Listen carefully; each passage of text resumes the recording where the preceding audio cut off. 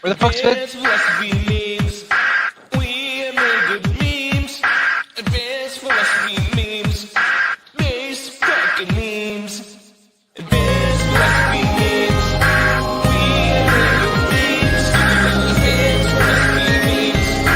Base fucking memes.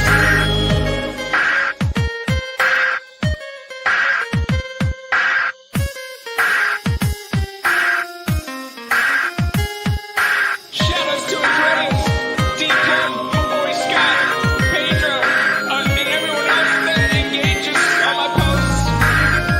And Sarah, keep it up, man. You'll get there someday. And everyone else from Great Memes.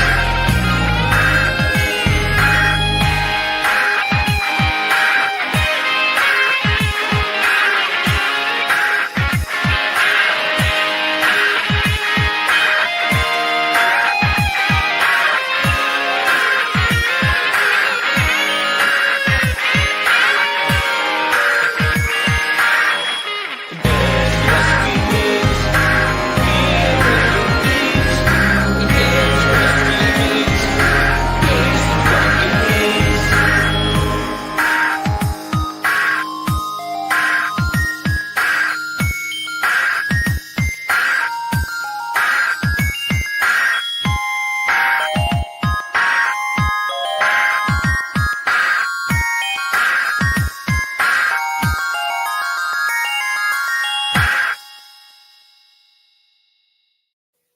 Right. So comments they're funny because people will say things.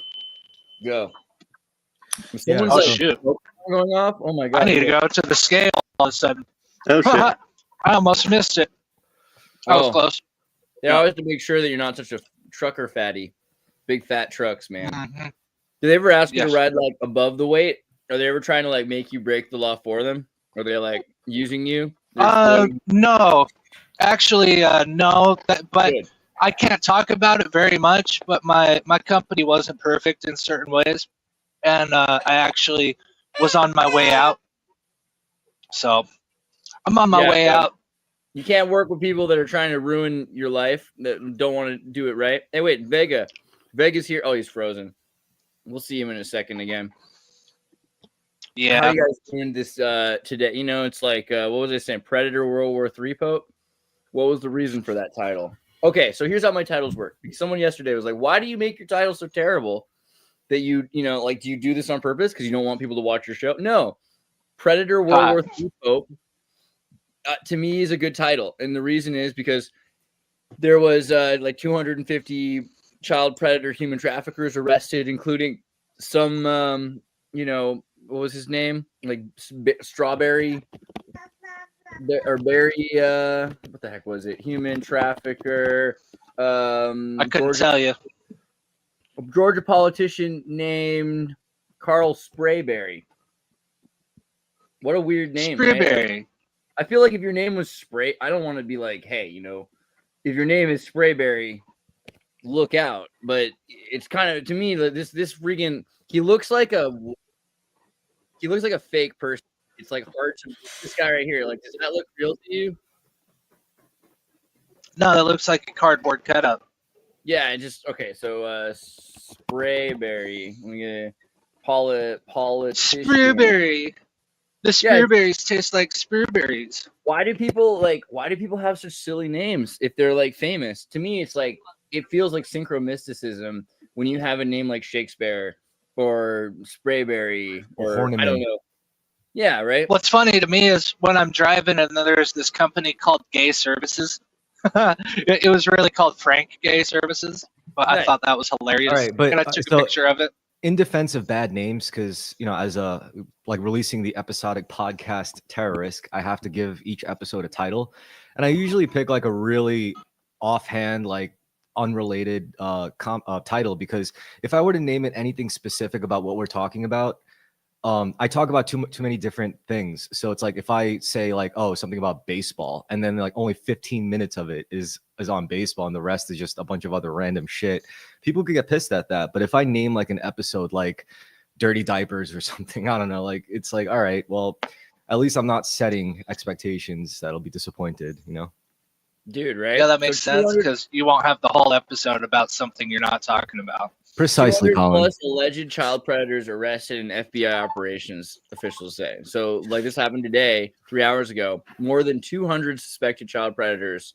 I know in every a single one of them by 5-day name. multi-agency operation. Sorry, didn't mean to interrupt you. Say it again. He interrupted you. You said he knows all of them by name. Yep. Oh yeah, for sure. I wouldn't be surprised though, because they're named Sprayberry. You know, like these are people who are famous. Some of them. That's what's crazy. They're not talking about this very big. I'm surprised it's a bigger story, I guess, but Operation Restore Justice, a joint effort of 55 FBI field officers and more than 90 U.S. attorney offices across the country. So FBI Director Kash Patel noted during the news conference that the arrests include several people in places of public trust, called out suspects who were teachers, law enforcement personnel, and other professionals who are looking to safeguard children, including a Minnesota state trooper, Jeremy Francis Plonsky. Plonsky, who Patel named amongst these arrests in the operations, faces 15 years in prison if convicted on the charge of production of child pornography. They're not saying it right here, but he was wearing his uniform in the videos. Oh God! Right. So then Patel, Really, man? yeah, it's crazy. It's crazy. This is what's really, it's you got to go to the justice.gov stuff, but it's really interesting to know about these predators. Minnesota state trooper charged with production of child pornography. Paul Plonsky was charged with criminal complaint. Let me see if I can find it. While donning his This uniform, stuff has become way too common. This stuff is way too common now. It's crazy. While donning his uniform, Plonsky committed one of the most vile and predatory offenses imaginable. This was abhorrent to Minnesota as a whole and to our law enforcement community in particular. I am proud of the swift and decisive action of law enforcement. So, I mean, this is just going on everywhere. And so that's why I put the word predator in the title. Now you know how I think. That's the thing. But look at just, I mean, I don't want to be like, oh, hey, hate on people. But look at this guy who's a child predator. Yo, and a this Democrat. Is that the Sprayberry guy? Yeah, Sprayberry. This is a Georgia politician. So just sorry. I'm sorry we're calling him Sprayberry by his name. We're making fun of his face. But Georgia politician, Muskogee office, Georgia politician, sick individual, 32-year-old Carl Sprayberry. He looks like a recovering vampire. I'm trying to get the like if the vampire was recovering from being a vampire, like he doesn't look full vampire, but he looks like he's coming out of the vampirism. A little bit. That, like, I see it. From face, Hey, you're back. Yeah. I was wondering where you were. I'm glad to have you back. So here's like a group of people that were, I mean, for the most part, I imagine that a lot of these guys are just like human traffickers. They take drugs. They were molested as kids. They're part of this cycle of violence. And, what are you going to do? They all look so dead in the eyes, bro. Like, they totally do. They all look we actually, if people are, victims of a cycle of violence, we actually should convict them, and we should just feel sorry for them. It excuses it. It's totally no big deal. Who do you think is the saddest? Who do you think is the who do you think is they're victims of society. I like making up little backstories in my head for each and every one. Like one of them used to be a star football player, ended up in the wrong crowd. That guy, wait, go back up to that guy with the hair. The hair? Pigtails. Yeah, oh my God. Yeah. He's probably pretty happy. That's an easy way. I wonder if they call him Pippy Blackstocking. Oh, come on, Colin. I feel like a lot of these people probably been abused though. And that's the thing is it's like vampirism. They're entered into the cycle of abuse. You can see it in some of these faces. Like it's unfortunate. That guy looks like a pretty I was just looking at that guy too. I don't know about the first guy. That guy's been screwed up. That guy, he's probably really, he's sad. That guy, he enjoys it. That guy, he doesn't know what he thinks. Is this the movie Gardens of the Night? Have you guys ever seen that movie Gardens of the Night? This movie I really recommend to people. Man, you've seen so many movies I've never even heard of. Dude, so I remember I was in San Diego and a plane flew over my head, and then I went to this theater and I saw this movie about human trafficking in San Diego, and the plane flies right over the girl's head. It's like there's this feeling you get in San Diego where you're constantly under like planes going back and forth. Let me put safe search on just in case. But it's about a little girl and a little boy who get kidnapped by Tom Arnold, Roseanne's ex-husband, except he's like, because he was molested as a kid as well. And so it's talking about human traffickers. She gets kidnapped. Wait, Tom Arnold?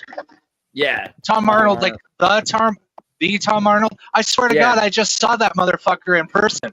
I just was standing in a room with him. Yeah, I went to Comic-Con because my son was doing Comic-Con in Texas. My son was doing a little thing because he's like in the young kid version of his Taekwondo. And I saw Tom Arnold sitting there, and I said, "Hi, Tom Arnold." And he looked up at me and he waved. That's rad. I like Tom Arnold. Yeah. Judge me however you want. But he was molested as a kid, and he wants to help other kids not get molested. That seems like a good. Oh, dude. Goal. Okay, I thought you were saying he molested people, and I was like, oh, no, not Tom Arnold. No. I just saw him. No, he plays a guy in this movie. That's impossible. I just saw him a couple of days ago. When did he have time to molest kids? I had he wasn't molesting anybody. He has an alibi. My kid right there, and he didn't. Yeah, I get it. No, but Tom Arnold, child star. I don't think Tom Arnold, child star. Nah, right? Was he acting when he was little? I don't think so. No, he just looks. No, he's one of those old people that's old. Yeah, I think he became famous once he started dating Roseanne. Although he was a writer, so he was a creative. He was nice enough, even though I didn't pay for it or get into the line. He was nice enough to wave at me. It was cool. I was just like, "Hi, Tom Arnold." So, like, in the movie, because Tom Arnold knows how this works, and he was like, "Yeah, I really should tell this story." He gets involved in this great movie, Gardens of the Night. So I just want you guys to check out that movie at some point, Gardens of the Night. Basically, what happens is this little girl is told, by these two creepy men, right, who've been molested themselves clearly and are part of this cycle of violence. They're told, hey, like your dad told us we need to come get you because there's a problem at the hospital. I really like this picture. It could be a painting. Yeah, I would get that as a painting. We should get someone to paint that. Paint that for us, Vincent. So like, basically, these kids are both stolen, drugged with some warm flat soda that has something else in it. No. Oh yeah, it's bad, bro. You got to watch this movie. I'm telling you, because it's like I think you should. Here's how dark I am. I think you should show your kids this movie. This is the kind of movie I would show my kids. I'm getting like a not my 5-year-old. Yeah, I was like, I think when I was like 10 or something, my aunt showed me Boys Don't Cry, and to this day, I'm like in my 30s. I'm looking back, I was like, why did she show me that movie? Yeah, like what the. That's way worse. I don't think she saw it either, though. At the time, to be fair, so it was like the first time. She just told you to see a movie she hadn't seen. She was watching it by herself. I go downstairs. I'm like, "What are you watching, Aunt Jean?" And she's like, "Boys Don't Cry." So we watched it together, and by the end of it, I was like, "This makes me feel bad inside." Yeah, everything about that movie is wrong, and it makes me like reject your masculinity. I remember. Is that some sort of like victim movie too? It's a movie. It's a true story, kinda. It's based on a true story. So there's a woman who is transgender, and this is in the 90s. So she's dealing with her gender issues. And isn't she in like the Midwest? She's in the Midwest. She's in like Nebraska or something horrible. And Nice. she's like wears men's clothes, and she starts dating a girl, and she's faking being a guy, and eventually they murder her because they realize that she's not really a guy, which is super weird. Violent. So she's allowed to cry. She's actually allowed to cry, as it turns out. Well, yeah. Though it's just it's like the plot literally just ends with, oh yeah, they die. The person just gets brutally slaughtered, and the murder scene especially was really bad. Yeah, the baby watching it happen. It's like the cycle of violence is being taught to a baby. That's the way the movie ends. Is a baby's watching this, which is like that's going to be the way the baby grows up. It's crazy. Cinema is magic. It truly is. So in this movie, they kidnap this girl, and they tell her, you know what? Your parents, we called them, and they don't want to pick you up. They're too busy. They can't be bothered with you. So you're just going to stay here, I guess. We'll just take care of you. Don't worry.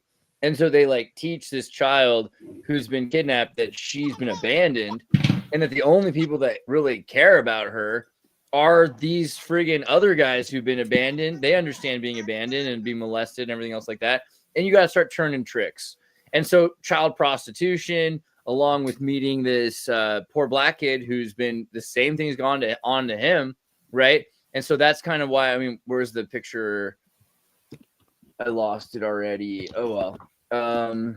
Sprayberry. If we go back to Sprayberry and we click on that picture, then we can see, there's plenty of different kinds of people that are stuck in this human trafficking cycle of violence. And it's not just women, not just men, not just white, not just black, not just anything. It's like this is a group of people that are destroying lives of children and then imprinting them with this kind of vision that if they don't do it to someone else, then it's happening to them.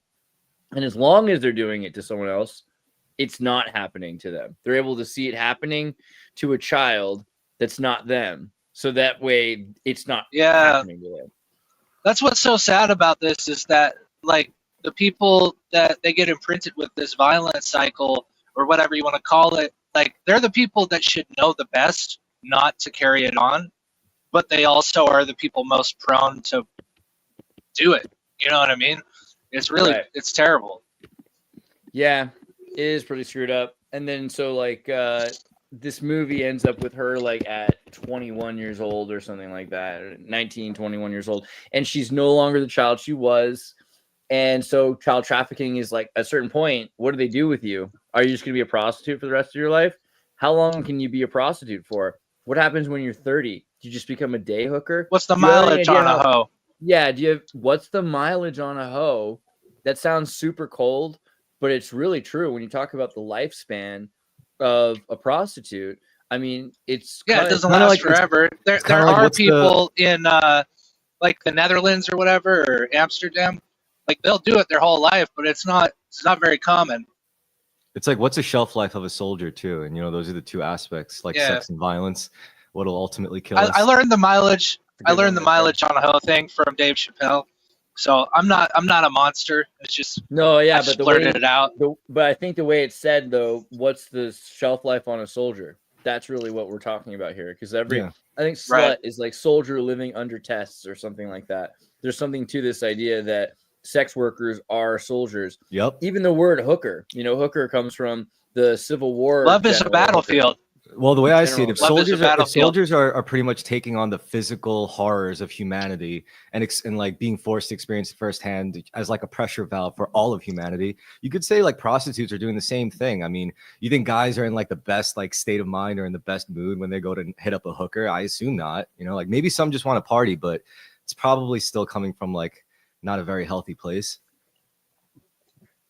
Same thing, I mean, it's not like they're at 100% when they start out. On what? It's all labor, just trading your body for. I mean, the prostitution and being a soldier are like the extreme forms of labor that are sort of like masculinized or feminized, like as far as like exchanging physical labor to make a living. The reason they're so extreme is because of that traumatic element, that visceral sort of like mock creation or potential creation, and just like destruction of human life. I think that kind of reflects the idea of like a cusp and a delta, because like one really you're receiving the damage, and the other side you're kind of like administering the damage. I think I've also heard this quote, like an undisciplined man is mostly a danger to society, while an undisciplined woman is mostly a danger to herself. I thought that was an interesting kind of attachment or adjacent thought. Shout out to Crypto. Are you ever inviting me to do a show again? Aren't we doing a show with Blake Lemoine later? Isn't that the plan? Hit me up about that. I think we're going to do a hacker show at some point. Yeah, I think human sex trafficking, particularly when you look at the fact that he's a Georgia politician, is interesting. I mean, we're used to this sort of story of people on the inside that are a part of it, but we're seeing it more and more. It's pretty crazy that there are politicians and police that are being arrested, that are recording child pornography. And I mean, it's insane, really, that this is something that is real, but people need to just kind of handle that it exists. I don't know. It's crazy how many people really basically don't want to accept. Really want to do people want to do like hear no evil, speak no evil, see no evil thing, and so they will like, what do you call it? they'll make fun of you for talking about it because they don't want to accept it.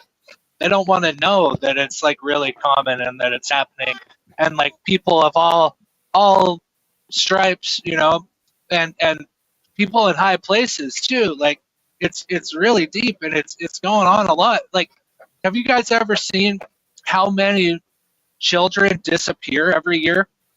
It's insane, dude. It's sick. It's sick. Like it's crazy. It makes your stomach just curl. And it takes like from the first time that you hear about it and realize it, it takes like a good month or two for you to even process it. It's so horrible. Yeah, I mean, if you want to dig into how crooked DPS people can work into that, like you said, can you turn up your volume a little bit, bro? I lost my AirPods in Mexico, so this is the best that I got right now. Are you on full volume in the settings? I did it. You got me? Was I? Yeah, there that sounds before? better now. Okay. Cool. All right. Just they're in all stations of existence, really. In high levels of government. They're in the police. Think about it. A lot of those people are gonna, if they work in a network, they're gonna put themselves in positions where they're going to have the most access to inventory. So why wouldn't there be CPS officers who are connected to this thing? Which is really what's nefarious. DPS? CPS, Child Protective Services. Oh, gotcha. Yeah. Like that was a part of the whole, it's a really expansive network. It's really dark. It's you look at Hollywood. There's some of the music industry. Some of those systems are being exposed with the abuse that children and adults of all genders were subjected to. With even the Nickelodeon thing, they had just had that whole documentary come out. So, Yeah. If that can it's happen, crazy to me. Yeah. What's crazy to me is that people, they don't want to accept that it's real, especially with like celebrities and stuff like that and elites and all that. But like, if you think about it, if you have more money than God and you want to be able to buy anything you want, like there's going to be a market for it, and you're going to have an easier time doing it if you're rich than not, so there's bound to be networks of this stuff. It's just naive for people to assume it's not happening. It's just more like, who is it that is doing it and who is it that isn't? And the people that aren't, are they just not saying anything? Like when they could be exposing it, and how hard is that to do? But I have no patience for people that they scoff at this stuff, and it's like, dude, it's not hard to believe. Like, if you're rich and you're depraved, like, you're gonna buy what you want, and there's gonna be a market. So that's all I have to say about that. Really, it's just like, come on, put 1 + 1 = 2. It's inevitable. If you have no control over a person and all this trauma, but that's what's crazy is all that trauma. Because why is it that the elite are so under trauma? Is it something about that? If someone elite is traumatized, they're easier to control, or why is it that the elite? I mean, this is happening to the elite a lot of the time. Yeah, So it's the weird. best way to control someone, right? If you get like such incriminating shit, and what's the most evil thing you could think of doing is probably something horrible to children. So, I mean, yeah, I mean, child pornography, NFTs. That's like a thing that I remember they were talking about that like 5 or 6 years ago. Was NFTs that were child pornography. It's like a gang initiation. Own them. Yeah, it's a system of control for sure. I mean, how else are you going to control billionaires? You literally can't. Like, you're going to have to get something so incriminating on them where their literal reputation is on the line, and that's like their life. They gotta join the club. Everybody's got a secret they share together, and everybody has something on them, and then they're a part of the club and go along to get along. You know what I mean? Like, yeah, it's not hard to imagine how it happens. For sure. Yeah. Somber agreement. Yeah. So World War III, you want to pop into that and talk about World War III a little bit there? I think I saw this morning that India popped off a missile into Pakistan. That'd be that's what we're gonna go on about. But wait, Andrew, did you want to, before we get to that segue, there's something you were trying to say? Oh, just Civil War II / World War III. Before it felt like we were voting as a choice between the two, and now it's like simultaneous. So Yeah, it's crazy. interesting times. India. They'd be Right, like, so- "Death to Pakistan." Pakistan and India, two nuclear India. powers, were launching weapons at each other. Pakistan is nuclear? Yeah, Pakistan is God damn. Dude, they sell them at Walmart, bro. You could just get some depleted uranium and shit. I would like to buy a missile of I the don't- nuclear.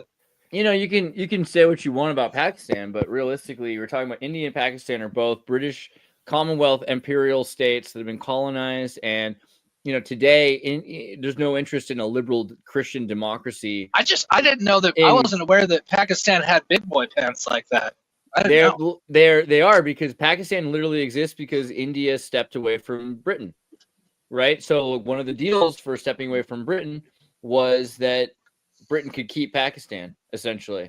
I'm not saying that Pakistan is completely, but think about it. From a major perspective, that's the reason why they were separated. There are still Muslims in India. There's still Hindus in Pakistan. It's not as clear as people make it sound. It's super convoluted still. Pakistan only exists because India was going for Commonwealth freedom. And it separated, India and Pakistan as one nation, one state, would have been perhaps a lot better suited for dealing with the rest of the world, but now they're enemies, right? It's like an alliance, a civil war, like you said, a civil war, because Pakistan and India were one nation. And this religious explanation isn't really the difference. Like, the difference between Hinduism and Islam isn't what's making Pakistan fight India. This is more to do with Britain and the creation of BRICS versus NAFTA, right? Like this sort of NATO BRICS argument. Which nation's going to go with which? Well, Britain's part of NATO. Pakistan's part of NATO. Totally, 100%. And so that's a major. In India is the antithesis of Pakistan. It's rejected British Commonwealth. It's become its own state, and they're allied with Russia and therefore with BRICS. So it's interesting. Like, Russia is using India in the Ukraine conflict. Pakistan is helping the Ukraine against Russia. So it's this whole thing where there is proxy war already happening before this. And, everyone's saying, hey, we got to be careful about nuclear, blah, blah, blah, blah, blah. Russia flying a drone into Chernobyl is dangerous. But I think we all kind of see Pakistan and India as a bit less reserved, right? Like, one believes in the Quran, the other believes in reincarnation. They're both headed towards mutually assured destruction with little recourse. Because one could just come back to life, and then the other one gets a bunch of virgins. So they're not really too.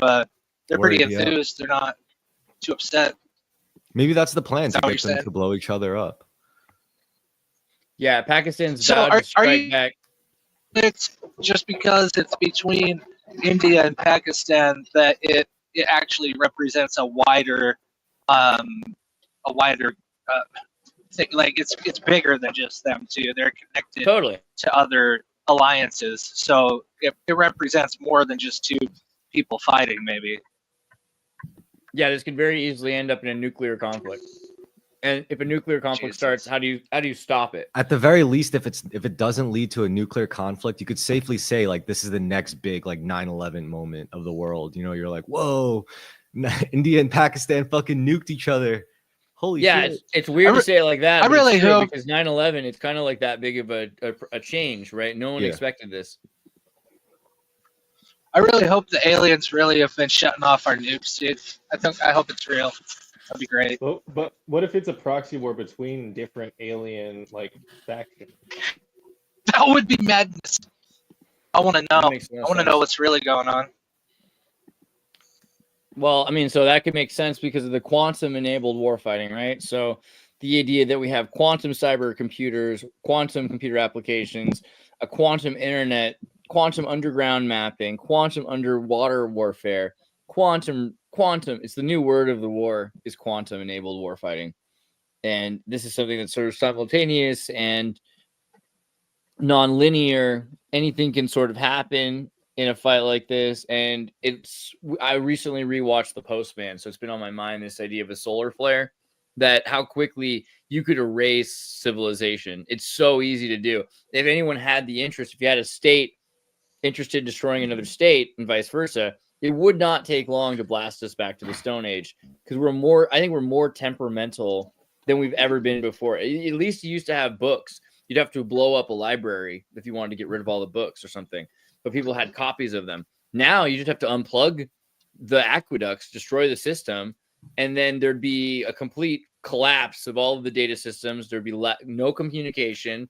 Without the internet, there'd be no libraries. Without books, there would be no learning. This year, these last 4 years, especially this last year, every kid in college is cheating. That seems like the new thing is ChatGPT has replaced education entirely, right? But then it's like, who can give the best prompts? And Andreas, you're sort of like you can give a class in that. Sorry. So like basically, is that good though? Because it's like, I mean, yeah, I can probably use ChatGPT better than other people, but I mean, there will be no kids that know how to write an essay anymore. Like, we're the last generation. When we were in school, what was the competitive edge? Pharmaceuticals. Yeah. Yeah, if you had speed. Which is ironic if you think about the Midwest, but yeah. Yeah, I mean, well, it's like, depends on who you're getting it from. But it's at a weird point because the teachers are using ChatGPT to grade the papers the students are writing with ChatGPT. And so very quickly, if society collapses, there's no one who knows how to use MLA format except for our generation. Okay, if college is preparation for the workforce, they are preparing themselves extremely well. But as far as like the grid getting shut down and crippling us, hold on, I'll tend to this after I make this next point. Did you guys already talk about the power outage in Europe? A week ago, but bring it up again. Yeah, I figured that you guys were going to. Once I heard about it, I was like, oh, I bet they're going to be talking about this. Spain solar flare, right? That's the excuse. Yeah. So I mean, it's they could just be testing something, and I brought it up, and even my parents and my uncles and aunts were saying. Do you think this wasn't a solar flare? You think this was actually like an EMF weapon? What happened? Almost all of Spain was shut down. There's like weeks of no power. The entire country, there was no power. So you couldn't drive because cars were shut down.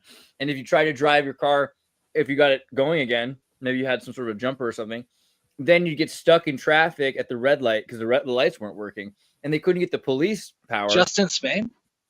Spain, Portugal, France, a bunch of countries. But Spain was hit the hardest. But there were major cities that just didn't have power for weeks.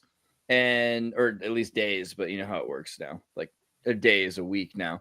Are they doing okay? Parts of Spain still don't have power. Major cities like Madrid do. A lot of these businesses do have generators. People are alive, but it was pretty bad. And that was what set me off thinking about the Postman in the first place, because I was trying to remember, why in the Postman are they living in a cowboy time? Was it a virus? Was it a nuclear war? What was it?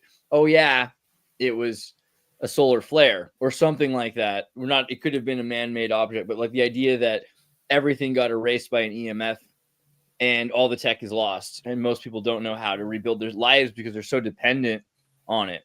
Will you show us some pictures from this Postman movie? I've never seen it before. You never seen the Postman? Oh yeah, for sure. It's Kevin Costner. Right? Yeah, Kevin Costner. Let's see. So basically, I like this movie. Is it like an 80s movie or something? It's made in 1997, but it's written by David Brin, who did the Uplift series, and he's I did an interview with him at one point because I was so interested in Uplift, because Echo the Dolphin, he wrote the story for the Dreamcast sequel to Echo the Dolphin. And I was like, whoa, he know about Echo the Dolphin, and he knows about the Postman. He did the Postman, plus he was kind of important to Isaac Asimov. He finished the Foundation series. So David Brin, someone you might want to look into also for his connections to the intelligence community, because he has a pretty good point that every dystopic science fiction story has been a warning, usually to help scientists prepare. And how many crises have been evaded because of science fiction, right? Yes, exactly. I think that's its function. That's what he thinks too, and he writes a lot of it. So you agree with David Brin. Kevin Costner's in this movie. I think what it is people on some level, what they do is they view into an alternate future or whatever, like on a certain level, and what it does is it breaks down to a large extent the ability for us to go into that. I don't know how to put it into words very well, but I think it's kind of a function of science fiction, cyberpunk, stuff like that. Is it like it literally steers us away from these potential futures? It's like a human psychic immune system. Okay, but what would a perfect utopian science fiction story even look like? Like if there was just no conflict, no bad stuff. History up until the solution is the conflict. Like we are the conflict until we reach a utopia, some sort of a working paradise. So I think Bill and Ted's a great example, because they have to succeed at this conflict in order to reach the utopia. But we see the utopia at the beginning, so we know it will be reached. So it's more about watching the process to achieve a goal. I think Bill and Ted might be the best example of something like that. Bill and Ted. Yeah, I mean, so honestly, especially Bill and Ted 2. But the Postman takes place where a solar flare has erased everything, and all these kids, our generation, are now in their 30s and 40s. So this is maybe 2013 to 2025, something like that. And we all grew up in the late 90s. There was an erasure of everything, and we've been living in this sort of feudal, medieval, dark ages, cowboy version of the earth where there's no electricity, essentially, except for there's a group, if you read the book, there's a group called the Holmenists, because they believe in this book, this self-help book written by this guy named Holm. And there's these 8 laws. So while this guy goes around with his donkey doing kind of theatrical shows about Shakespeare, the Holm group comes around demanding the firstborn male of every town fatherhood and forcing them into this life of servitude. We're going to be a soldier, and they're killing animals and they're eating them. And you get to be essentially some sort of a cowboy general soldier, a foot soldier for this elite. He doesn't really want to be a part of that. So he escapes, and on his escape, he ends up finding, because it's the apocalypse, he's found a crashed post office truck. And in that is a skeleton wearing a suit, and it's cold. So he takes the skeleton's post office outfit and he puts it on. And after that, he assumes the identity of a post officer, even though there is no post office. I mean, this is the apocalypse. So he goes from town to town, bringing the old letters that were in the truck. And when he gets there, everyone needs this to be true. They know it's not, but they need it to be. So they give him letters that they can send to the next town. And it begins this sort of communication between the towns. And this is the restarting of civilization and everything that comes with it. The false ideology of America, of a new president, of, I think the Minneapolis becomes the capital or something like that. He just makes up a whole backstory, and people take it and they start to believe it. And they build a new world order, essentially out of this apocalypse. So it's pretty sweet movie, basically. Yeah, I heard the book was a lot more comprehensive. Like there was an AI supercomputer and everything. Yeah, they have an entire part of it. No way! I'm gonna see if there's an audiobook. There totally is. I just got it. It's good. You can. Oh, he just disappeared. He's like, I'm gonna go look for it right now. Okay, but yeah, Audible has it. I got it for free because of the Audible point system. They give you like a free book a month or something, and it's like 500, 600 pages. The movie's already 2 hours. Or 3 hours or something. It's like crazy long. So I think so we're 3 hours. Only moments away from like a HBO miniseries. They should though. That would be great if they did a Postman. Off and it took me out. Yeah, we were just saying you're gonna go look for it right now. You're gonna go find that audiobook. But yeah, it has the Holmenists are using whatever technology that they still have because they have some underground military tech, and the self-help book gurus are using that to try to kind of create super soldiers. So it is like way more comprehensive than the movie is. The movie has nothing about technology at all. They're just living in this sort of like Old West period. But it, you know, I still think the movie's great. And especially because that idea that there's a sort of stone soup where this witch comes to town who has the promise of a great soup, but all he has is a stone to put into the soup, and everyone else has to add their own ingredients. That's kind of what he's doing. He's saying, hey, there's going to be a soup. So it's this thing that's bringing everyone together. Hope. Hope, yeah. Hope. All that hope and stuff. Speaking of hope, what about the Pope? Do you want to go? Is that what we're going to talk about the Pope now? Like that's the title. Title's Predator, World War III, Pope. That was the way I was kind of going for it. So, whoa, India and Pakistan's just really though. Watch them dance battle. Dance. Yeah, their dance battle is pretty based, dude. Dude, look at that peacock hat. It's pretty wild. Yeah, bro. they really can put their legs high up in the air, man. Dude, I love it. It is pretty cool. Are they gonna kiss at the end? I hope so. So like I've been hoping for the Black Pope, right? Get it? The blue Jesuit joke, yeah. Because he's this guy from Africa, Pope Pius XIII. That'd be super great. But they, you know, right now I think they've gone into the conclave, and they're doing an entire thing. Tomorrow I'm going to be talking with Leo Zagami, who is. Oh, they're picking right a pope here. right now. Yeah, because the Pope died. You been paying attention? You know what's going on? Yeah, I Or know is the this real? Pope died. I didn't know they were in conclave right now. Yeah, That's it just cool. happened today. I think is what's going on, right? And so, Papal. Oh, I heard that conclave, Diddy he wants to is make up. his trial started too. He's gonna be the Pope. That makes sense. Oh, yeah, definitely. Pope Diddy. He'll be the Black Pope. Oh no. That's I kinda heard a rumor sacrilegious. that the very last pope is supposed to be black. Like I don't know what you're talking about, but somebody was saying that, and I was like, that's kind of racist. What's up with that? Like they were basically saying that if a black person becomes pope, that it ruins the popage forever. Nah, there's been black popes in the past, but the Black Pope is the Jesuit Pope. Is the way people refer to the leader of the Jesuits as the Black Pope. So that's different than like an African Pope. But there's, you know, I think that it would be, there have been African popes. There have been at least black popes, like Roman African, you know, Berber, you know, it's happened in history. It's been a long time. So what happening? Have you heard this thing about like the last pope is black? Like, is this something that's actually a thing? Like, I don't know who was saying it. Sounds like a good Mel Gibson movie called The Black Pope.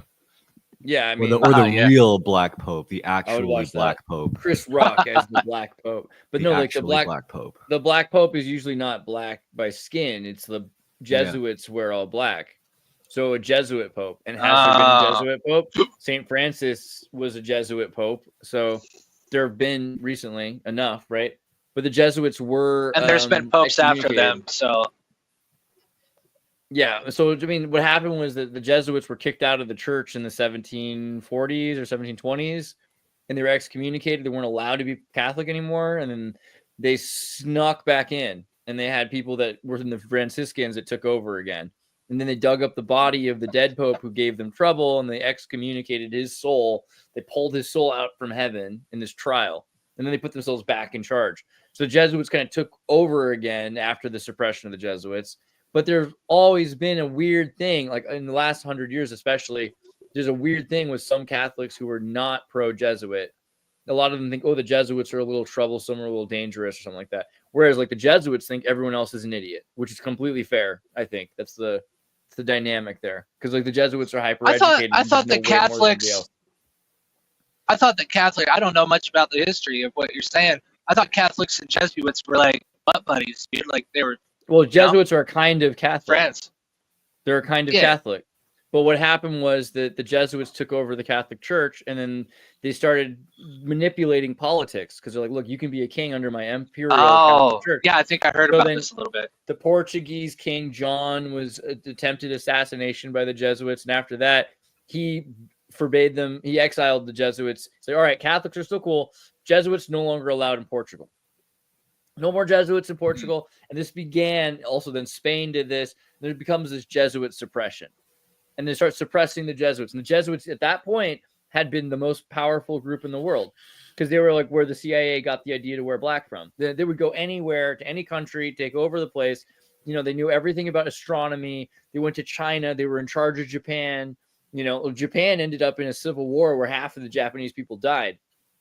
Like a third or half of Japan were Catholic. And there's a lot of weird Catholic influence still in Japan because of the Jesuits. But then they were kicked out. There's this whole movie in this book, The Mission, or Silence, right? Silence is about Japan. The Mission's about Paraguay. Paraguay, you had the entire world come after the Jesuit Republic because it was a Catholic republic that was built on this idea of liberation theology. So there's no fathers, or rather, we're all priests, so we're all fathers, right? But there's no like family.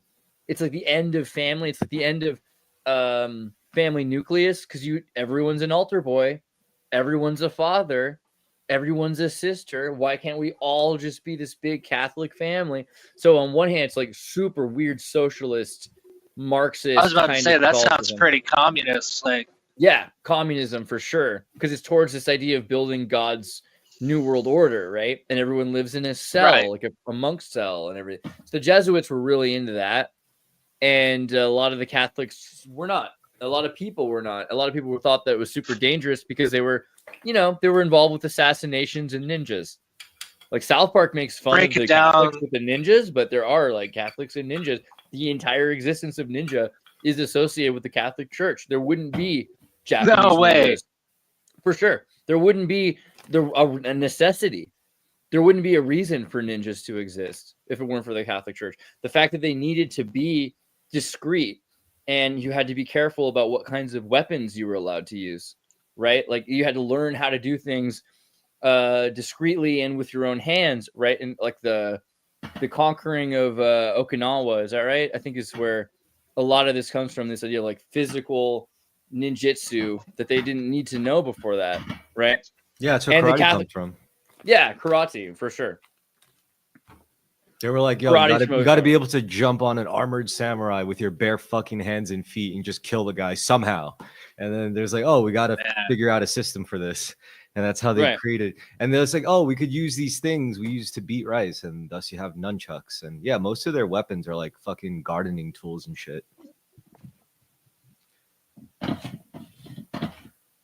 damn, I gotta find a documentary about this, man. I never knew about this ninjas and Catholics. For sure. News to me. Yeah. I mean, I think what it boils down to is like, it's how hard is it really to kill a guy? I mean, yeah, back then, like when no one really had guns, it's probably not as difficult to like really get the drop on someone and just do some naughty things. That could be true. It's crazy. It's crazy how vulnerable people are because they sleep 8 hours a day too. Like really, if you think about it, like that's like a third of the day you're vulnerable to death every day. Yes, sir. Well, there's been a lot of arguments over whether or not there's actually even ever been a black pope, but if you go back 400 years, there seems like some decent evidence. Generally, I think that if we had a black pope, that'd be cool, but I don't know. I'm not sure if we're actually He was headed towards. poped. Yeah, like what do you think is going to happen with the Catholic Church? I mean, is it as big of a deal as it used to be? It used to be that the economy would just collapse whenever the Pope died, but it does feel like the world is shifting right now in a lot of ways, right? I mean, we've got World War, we have the dead Pope, we've got a lot of things that are shifting here. I feel like a lot of people are returning to Christianity in a sense, but a lot of them aren't going towards the Catholicism because bad PR and stuff like that. And then they have people that are more traditional, and they don't like how like the Pope was really progressive, kind of leaning and stuff like that. So the Catholics seem to have fallen out of favor, even though that there is a lot of people returning and more deepening in like the faith. People, the 2000s, you wouldn't have people talking about like in depth the Bible like you do today, like with podcasts and stuff like that. It's pretty amazing. Like the amount of depth that people go into, that people actually are looking into the Bible a lot more seriously, a lot more in depth than they were, in my eyes anyways, previously. Like it seems like it's a real thing. Like people are like, wow, like there's all of this stuff. And like Bible codes and blah blah blah. You know. Yeah, Colin, do you go to church on Sundays? No, I've never been really much of a church person, which is funny because like I'm these days pretty Christian, like Jesus is my homeboy and all that, but I'm not really a church person. But if I were to be home weekends, I think that I would probably at this point check out my local Orthodox church. But no, I don't go to church. Would you say you're more like on the front lines, like online, spreading the word of Jesus Christ instead of like going to church with your local community and stuff like that? Yeah, I mean, like I do talk about, like, whenever I get an opportunity online, like I will talk about the Jesus and stuff like that. So like I feel like I'm trying to live the right way, not just how a lot of people, they just go to church on Sunday and they forget about the religion the rest of the week or whatever, right? But I try to keep it in mind every day.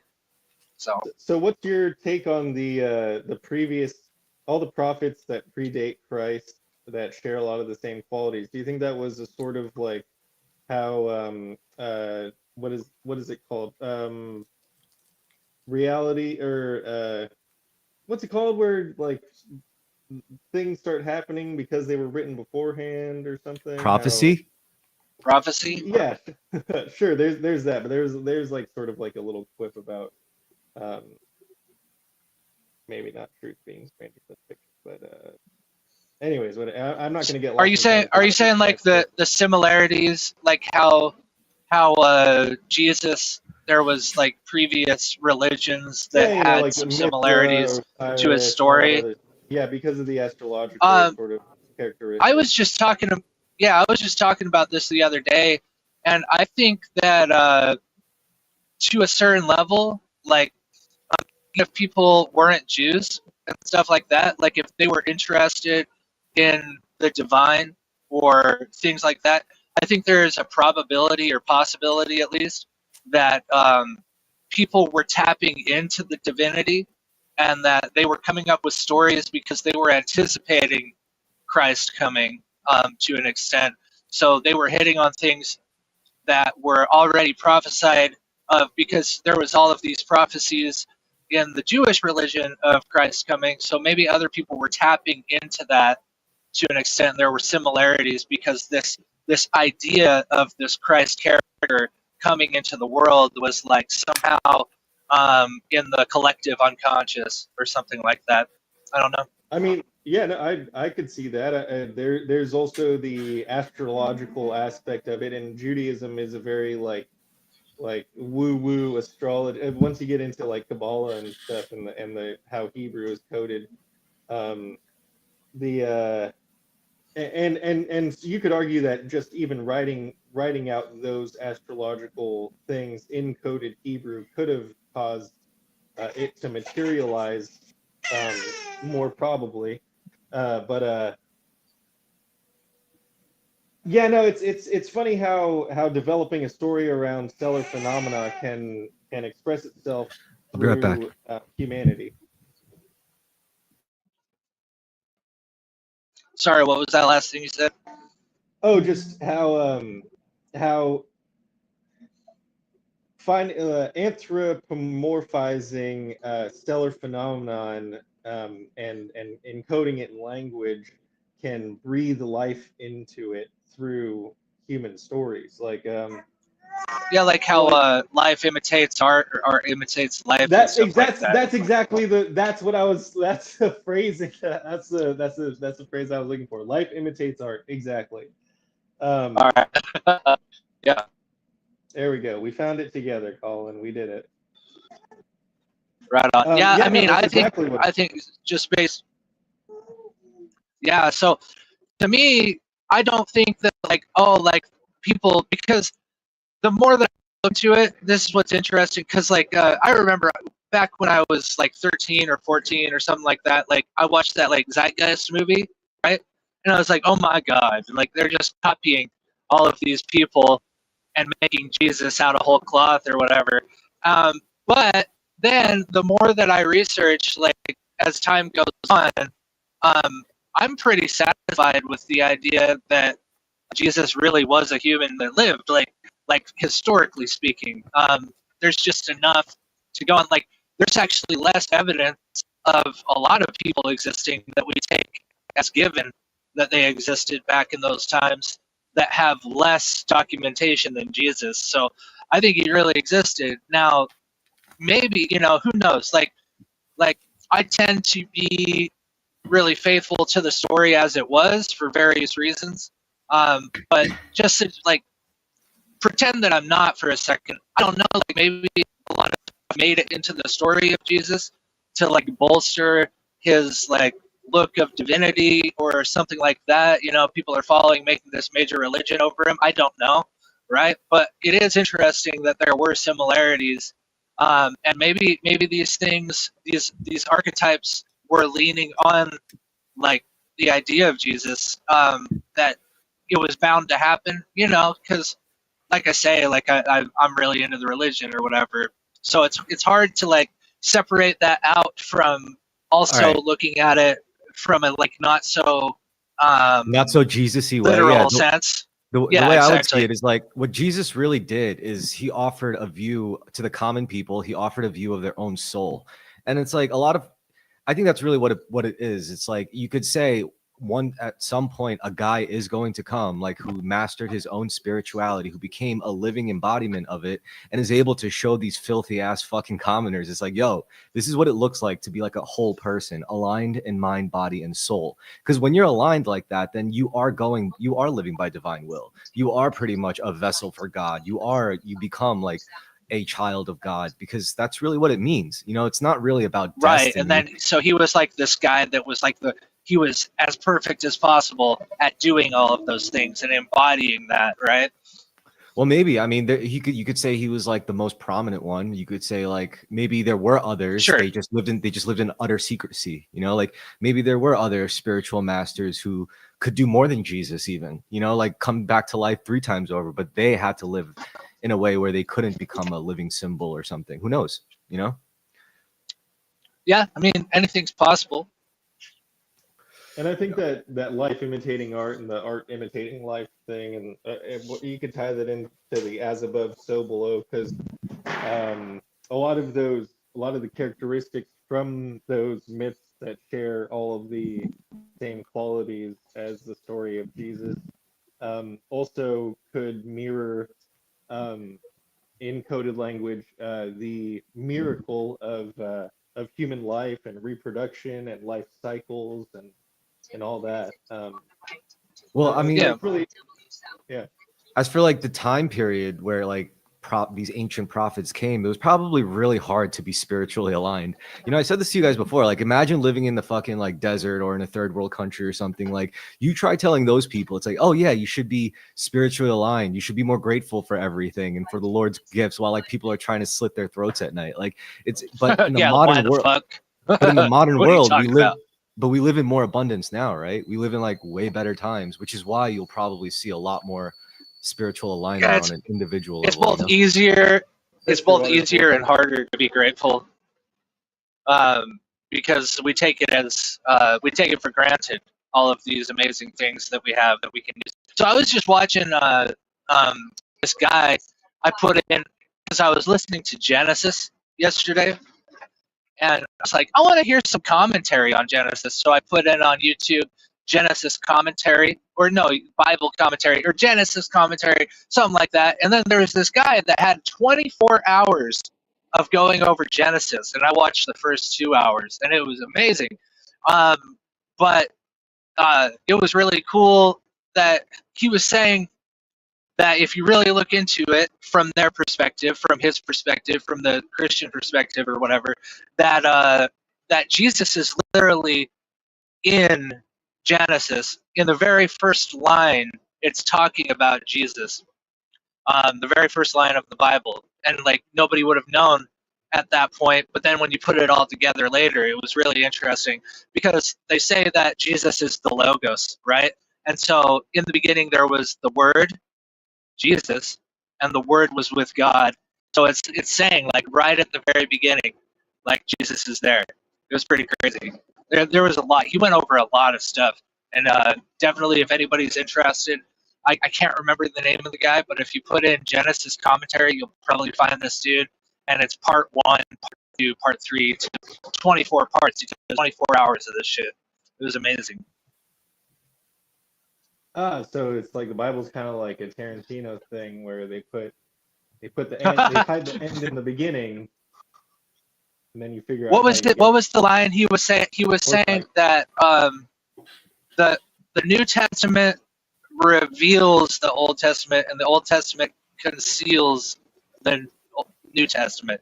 I think that's what he said. I mean, I could see that. I also haven't read the text in the original language, and I have my own qualms about the King James Commission and the motivations behind that. But Why is that? why? Because Yeah. okay. Because as Andrew's we know, racist religion- against white people. Okay, because that's why. religion is a very powerful tool, and a king, especially a well-educated one, would realize the value in this. And I think that he realized that it would serve him as a leader better if he cut the church out of being middlemaning spirituality by being like, we're the only ones who know Latin, so we will recite the Bible to you in Latin and then translate it per our interpretation of it, and give you this bias. But wasn't the King James version like part of people being able to have the most parts of the Bible than before? Because I don't really know very much about the history off the top of my head. I know I've heard this before, but like I thought that the King James version was instrumental in opening up the Bible. Or like there was the printing press, and then there was King James, and like more people could read it. And then So, I like, think by the point of King if James, I remember right, the Germans already had a German Bible, and the Erasmus translation had existed for like 200 years. Like, King James didn't really do a lot to help. It's only like from the perspective of this that if you really think about it, he translated the Bible. He had a commission to translate the Bible into English, but English in the 1600s. So if you look at English in the 1600s, you think about English in the 14th century, 15th century, it's Beowulf. The ways people spoke English is completely different. It's Beowulf. It's this old Viking Frisian language. right? Old English.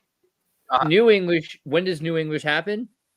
In the 1600s. It happens during King James. It happens because of Shakespeare. Shakespeare invents thousands of fake new words and creates an entirely new way of communicating, which nobody spoke like that before Shakespeare. All of a sudden, it's being printed and programmed onto your citizens, and with that comes a new Bible.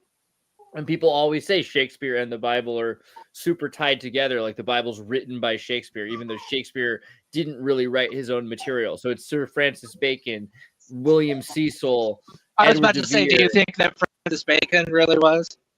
I think Bacon's very important. I think William Cecil is even more important. But the fundamental number one is Edward de Vere. De Vere was in charge of what Shakespeare became. And the name itself, shaking a spear, this idea that the pen is more mighty than the sword. It's all sort of a mental programming. And for the Bible, it's an even bigger deal because if you like Joseph Smith said he was translating from the German Bible because he found it to be more accurate than the King James Bible. It goes back to this point that there was already a war going on between what they wanted people to believe about the Bible. And so they were like, hey, you know what? We shouldn't tell them anything.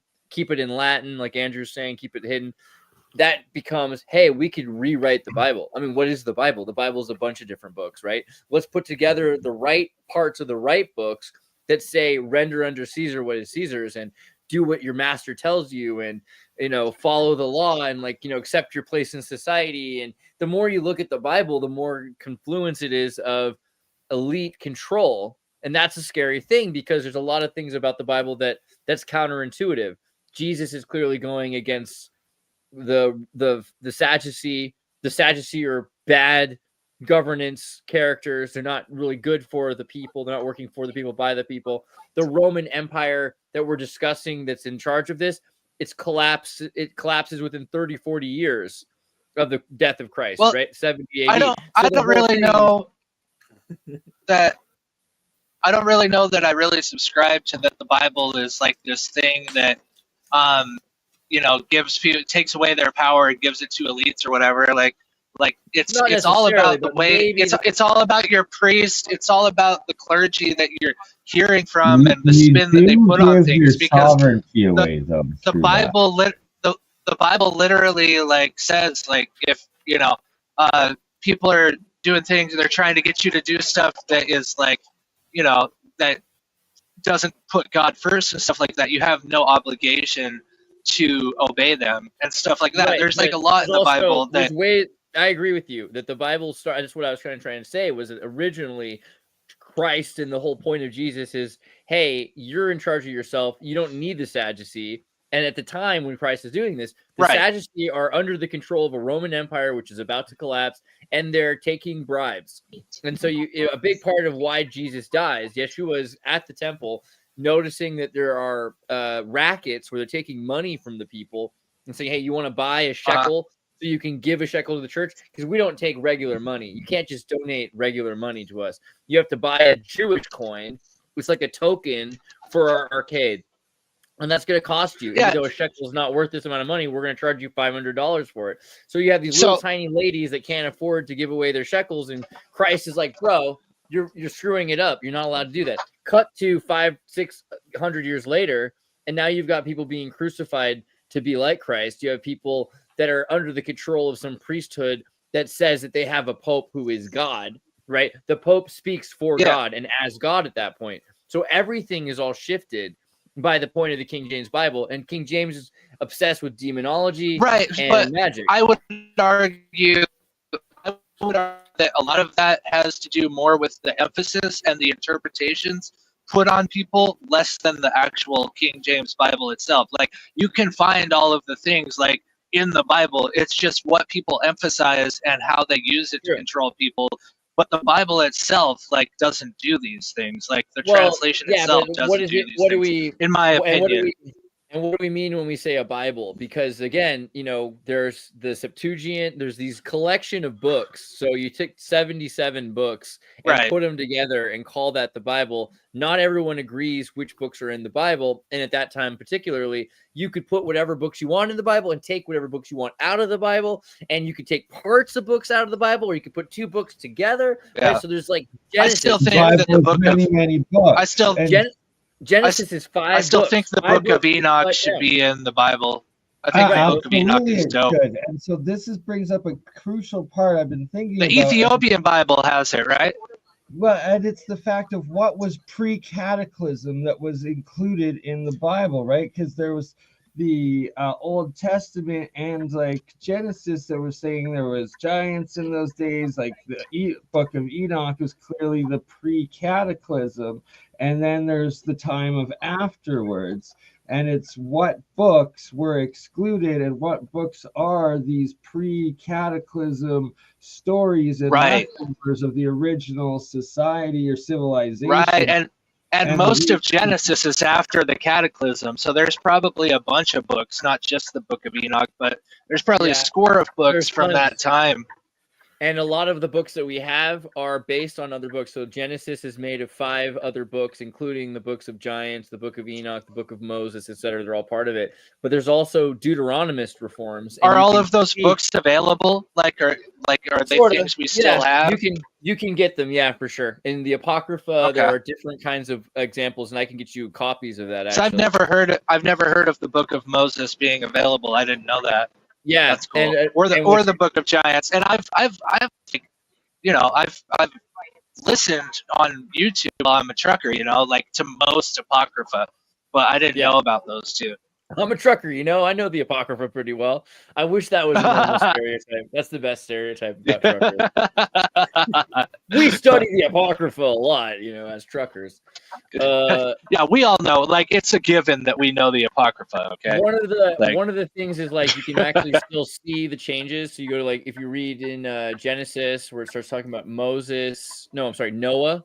So for the sacrifices, 2 of every kind or 7 of every clean animal, all these things, it says that we're supposed to have 2 of every kind, right? And we all know the story of Moses. I keep saying Moses. Noah having an ark with 2 of every kind of animal, male and female of every animal. But if you read it, I always wonder if the ark was like hardcore technology. You know, well, like how do you fit all of those animals? Go on. Like, Sorry. Yeah, let's get to that point in a second because it actually gets worse because it's not just 2 of every animal, it's 7 of every sacrificable animal.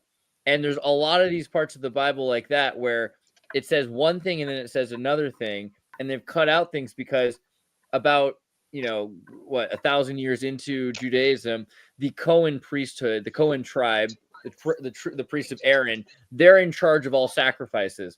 So let's say you're in the Reuben tribe, you want to sacrifice to forgive yourself to God, you're not allowed to. They won't let you anymore. You used to do it. Now you have to go to your cousin's tribe and pay them. And then they swing a chicken over your head and cut its head off, right? They kill the chicken.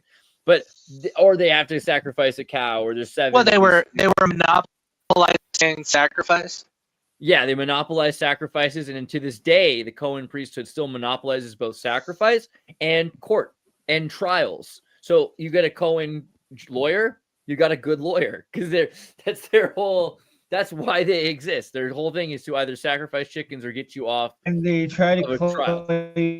claim their lineage back to King David, the Cohens. Of course.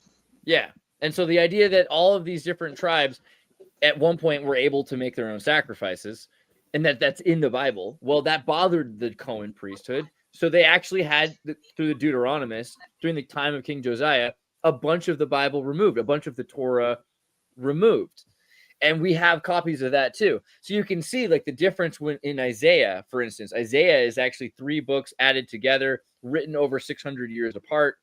There's like a part that's really ancient, and there's a part that's a lot closer to the time of Jesus.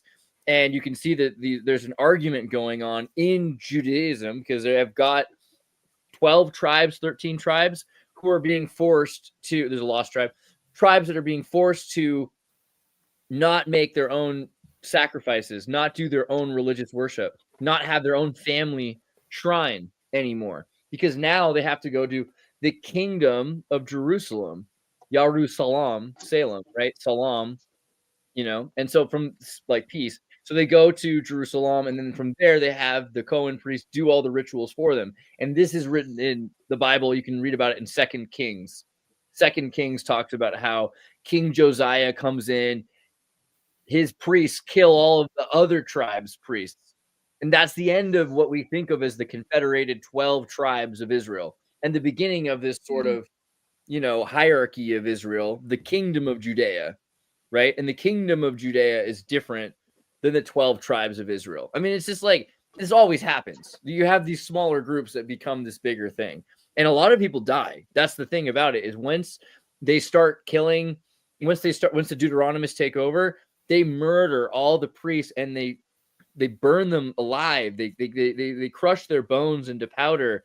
They desecrate their altars. This is all in the Bible, but they're like, yeah, it was a good thing, because they were bad. So we're the good guys. Oh, obviously. yo. There's a question if Yeah. I'm on Check this OnlyFans. out. Not currently, but I should be. So He's on Check this out, OnlyCams, guys. but only in So- the early episodes.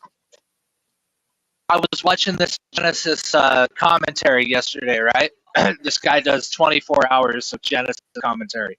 24 Some hours. Bible scholar dude. Yeah, You know, he because does I'm a 24 trucker, hours so I of it. study the Bible. Yeah, so I watched the first 2 hours of the 24. And anyways, what was nuts is that there's actually a code of every, so in Genesis, what's the first 5 again? So Genesis, Exodus, Leviticus, Deuteronomy, and what's the last one?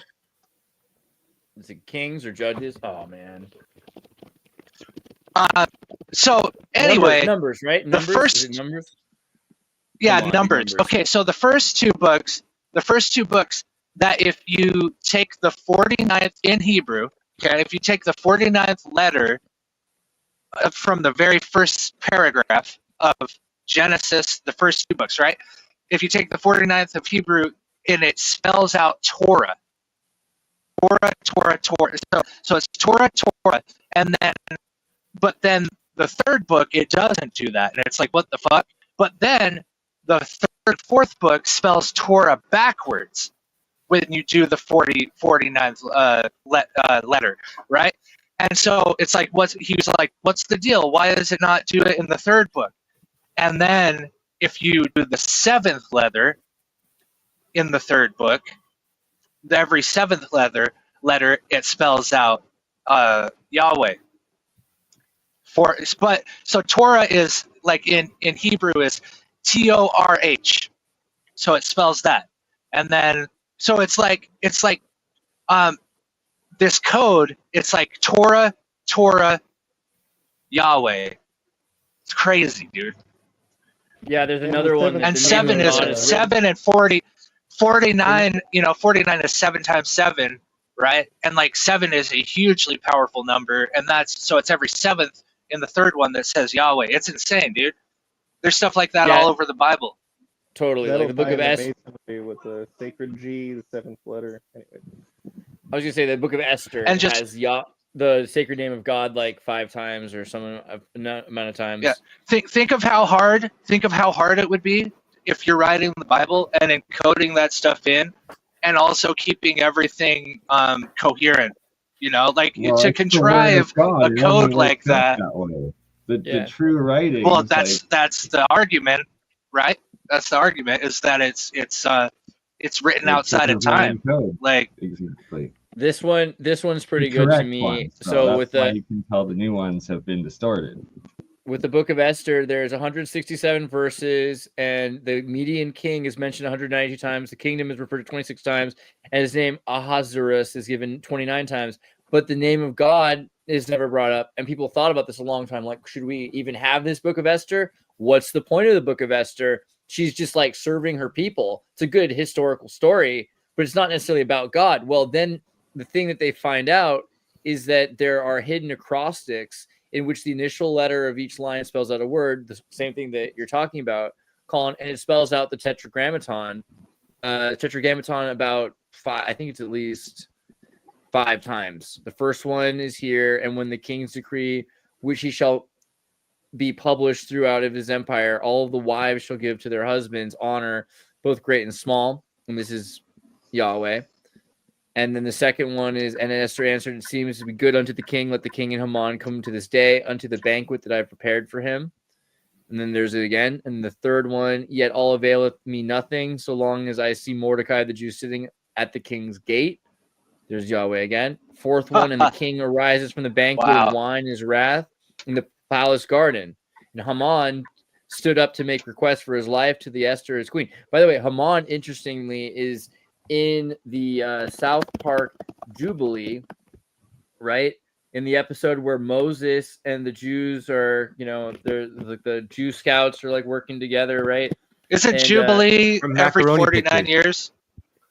Yeah, so the Jubilee is actually the erasure of a debt. And so it's supposed to be that all of the debts are erased and all the slaves are freed, and that's supposed to happen. But in this one, Haman is the villain who's working against Moses, right? Because there's the anti-Semitic League of Jews at the Jubilee, and they're praying to Haman. Right? And Jubilee. The fifth one is the above or the four. Let's see here. I am Esther, I shall prove to be. There we go. Above or 4 of them. Okay, so you get the idea. There's a fifth one there. I don't know. It's interesting to me how much of the Bible is written in code. A lot of people talk about this idea of the Omega code that the Bible is holding.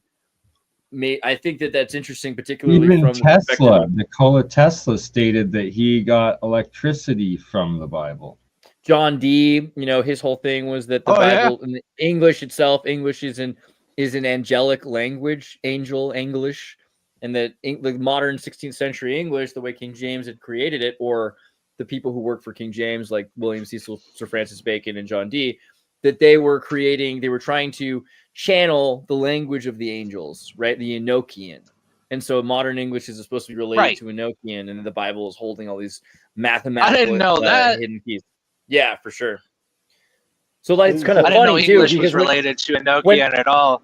it's hilarious because imagine like you're a Protestant and you're like in Africa and like you're trying to get kids to read the Bible and you're reading and you're like, here, read it in God's English. Like, what if there's something to that? That's kind of, because what is English, right? It's an occult synthetic. This is all more the reason for people to learn English when they come to the country. You know? Yeah, it's God's language. Yeah, English is God's favorite language for sure. Yeah. Wait, Andrew, sorry, what were you trying to say? It's the angelic ones. Don't get it mixed up. Sorry, I got a kid show in the background. I was just asking if Hebrew was written right to left. Yeah, so originally Hebrew's right to left. It still is. Yeah. Yeah. Is that just because of the direction that they would roll their scrolls? I don't know. See, because it's interesting, like Chinese is usually right to left also, and but vertical. It's vertical right to left, right? So I think that there might be something to that. I'm not sure exactly why. We should ask Rock. Because having a way to organize stacked paper versus rolling it up really sort of like shifted the direction. I don't know. I think they just do it because they're Jewish. The script evolved from an early Semitic writing system, which were also right to left.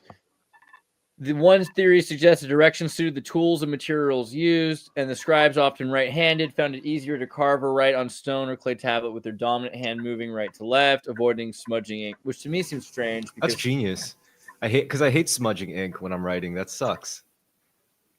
Yeah, right? Yeah, because your fist always goes on it. But that's the thing. It's the opposite problem for me. I'm left-handed. So when I'm writing left to right.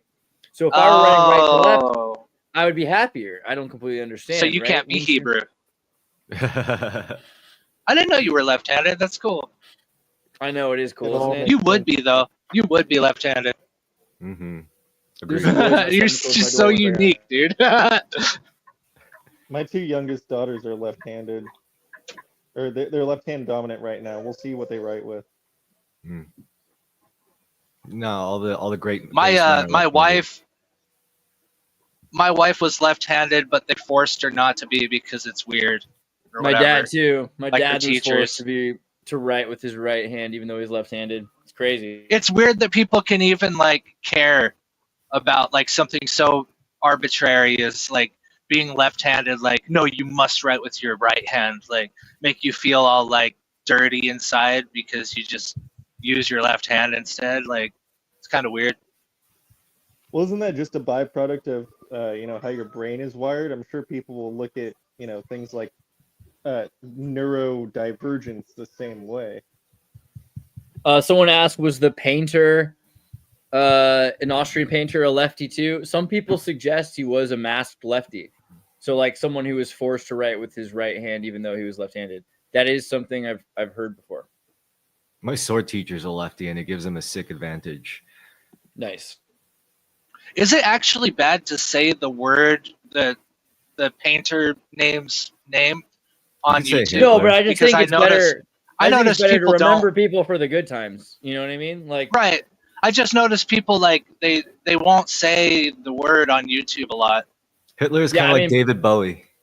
Yeah, for sure. So you have to be very careful with what you say on YouTube generally, I guess, but that's not the reason. I think it's just better semantics or better programming, because to constantly have an idea about something prejudicially when you say a name, you should probably constantly reanalyze what you're thinking about, and that's a way to do that. Hey, look at this beautiful baby. Oh, I see. So it's not being a buzzword. It's like being conscious of what you're saying. Give me a muscular baby. It's a big baby. Oh, big baby. Big baby. Big baby. Very cool. That's a big girl. Yeah, she got her girl, first right? tan this past week. Yeah, I got all ladies. She's all strong. Yeah, all ladies. It's like they say that real men have daughters. Like true men have daughters. Do you think that's true? Well, I mean, they say. I have no daughter yet. So it's probably true. And a man's test in life is a woman. So. So And it's like a test. God gives his strongest warriors his toughest battles, right? Something like that. Speaking earlier, you brought that up like about the painter thing. So like YouTube did this to me. They said like who YouTube, who's the artist you're currently telling everyone about? I was like, oh bro, what are you gonna even do with that one, man? It's not a recommendation, it's a warning. It's like Kanye or something. But Wait, what happened there? I don't know. So okay, so let's see. We did the Pope. We talked about predators. Talked about World War III, kinda. Do you got We talked about Catholic ninjas. Catholic ninjas, which I think is part of the Pope thing, and also Part of the Pope thing. World War III in a weird World War way. III. But We talked about India and Pakistan. yeah, what are something, Chris? What is something else you feel like fundamentally this week we have to process psychologically and together? Fuck, I don't know, man. I think I just have to work on music more because like I'm just dicking around at this point. Where like it's not like I'm doing nothing. It's just like kind of like the point where it's like little problems come up and it's like you got to put that out, put this out, and it's part of being a grown up, I guess. But once you get all this stuff done, it's like, well, what does your heart want to do, you know? And for me, it's like making music, so I should get to it while I can. Making music's definitely worth it all the time. Although people get upset when you use AI to do it. I had Kurt on here the other night. We're talking about AI music, showing him AI music. He wasn't super happy with it. I think when you make your own music, you sort of like get upset about how easy music can be made or something. I'm not sure. I don't really think of it like that. I think it's just, I mean, at this point, it's mostly I just make music for me, and if it's something that I want to listen to, then and I'm really like meticulous about details. I guess it's kind of like anything you get into, whether it's like music or painting or cars. Like, yeah, you could just buy some generic shit, or you could just like get what everyone else likes. But once you really get into something, then you're like, oh, I could tweak this to make this suit this that I like, you know, like. So I think that's really what it is, and I don't know. For me, it's like if I make music, I can make it exactly what I want it to be. Because I think AI is still kind of, I don't know, you still have this like degree of separation between like you. It depends. It's like the less you tell it what to do, the more it does on its own, and that can be pretty normy. But the more you tell it, the more you know how to tell someone something, the better. Like for me, that's why people keep saying, "Oh, I'm a good prompter" or something. I'm very descriptive with what I want, and I'll say when I write a song like chromatone, C like 9 or something like that, you know. So there's ways of using and you can do this, what's it called, like TuneBat. Have you been to tunebat.com? So if you want to know why you like a song, I'm kind of an ignorant person in a lot of ways. There's things I think I know, but I don't know that much. So let's say I wanted to like, what's a song you guys like? I don't know, but people like Billie Eilish or something, let's just say. Okay, so Birds of a Feather. I was gonna say Billie Jean. That's funny. That's great. See, Billy, some D major is the key. BPM is 105. Camelot is 10B. Okay, I now know more than I need to know. So I just take this part right here, and then if I were to say, okay, I'm going to go to Suno, and I'm going to take this thing right here, create, reuse prompts, and I'll put up at the top here in brackets that little piece of data there. You see that? Can you see what I'm doing? All right, I just put D major there. Boom, done. All right, that's basically as hard as it is to tell a song to use a Camelot or to use a BPM or to use it. You just tell it the things you want, and you can say like, hey, now like brackets G major, or like do a jazz chord or whatever you do. Don't use any rap. Like you can tell it what to do or what not to do. So to me, it's strange. And to be fair, at some point you could say in ways it's a little more original, because if you know, you look at sampling, you're basically just ripping chunks of music off of other people's music just to put it together. Even if you kind of like rework it a bit, you could up pitch it, down pitch it. I mean, if it's just fabricating this shit based on reflections of other people's shit, it's not really that far off, and it's not like any more or less original, really, I guess. You're muted. Sorry, I was trying to undo it. What does that mean? Because most people that are good at music go to school to learn music, so they learn how to do things other people do. Yeah. So it's like, like that scene in the Back to the Future where he sits there with he's like shows up in the band, never met him before, and he's like, okay, I want you to play Sloop John B, put it in the C major, blah blah blah blah blah. They all know what to do. The song sounds right. No, I mean, this whole idea that music is this accident is so, it's so uninitiated. No, for sure. And when I say meticulous, I'm not trying to like say like I'm an aficionado because I like what I like. You know, it's really just a matter of like, I guess spending a bunch of years, too many years, like being a quote unquote DJ. And it's like you play enough sets for an hour long, you really it's just basically developing a taste for what you like and then like trying your best to like reflect it. And so if you could do that through like AI prompts, fuck it, go for it. You know, I don't really hate on that. Oh yeah, I'm gonna be launching my DJ Burn Eye Slanders this summer. But I did used to produce music a long time ago. But it's like I'm gonna take all of my favorite tracks and mix it through AI, and then see what happens. Yeah. But what I do want to get back into though is like, I don't know, at least before I get too old to do this shit, I wanna throw some banging parties. Maybe not this year. Like if I think it out better, maybe like do like a year down the line or something. You gotta, because we gotta find reasons to gather in person, not just in spirit or in mind. So here's the new song that I just made using that Camelot in the style. Let's see if it sounds anything like what's her name? Billie Eilish. I don't think it will. I think it's gonna be its own thing. You can hear it, yeah? Is the audio working? Nope, not at all. No audio? Hold on a second. I don't hear Billie Eilish at all.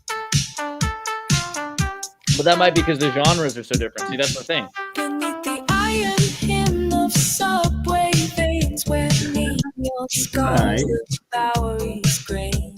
He moves a Korean, Japanese blade, karate snap, kung fu shade. Hipster shade, thrift shop kimono frayed, sensitive as a brushstroke. Yeah, it's got that. I mean, I hear Billie Eilish somehow by accident anyway. Like, it's not her, but you know what I mean? Like, you can still feel.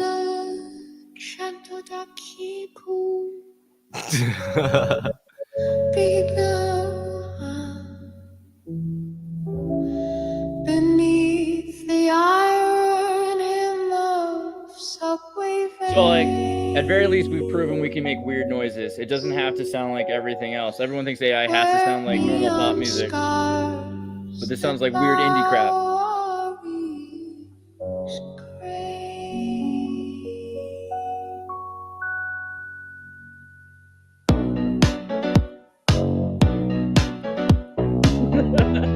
I don't know. This is why I think we're kind of proving the point. Did you tell AI to make it gay? Kinda. That's pretty close. It's like Eilish-ish. Yeah. He moves a Korean, Japanese blade. Karate snap in his bones. Kung fu shade, hipster shade. Thrift shop, kimono I don't hate it. I kind of hate it a little bit. I feel like the less I have to do with it, the more I hate it. And now I understand why people like, because I just really quickly was like, hey, write a quick thing. And obviously, since I didn't write it, I don't love the lyrics as much. I feel like that's why people hate AI is they don't have enough to say about what it's doing. Right? Yeah, there should be a way to like mix in with like the degree of writing your own lyrics and like having it remix your own lyrics or use your lyrics sort of thing. Were those prompts for Fred's fake K-pop band? I just like noises like that. I can't help myself. Okay. Is this what Skynet is going to use as it hunts us down? Jesus and Superman are going towards the sun.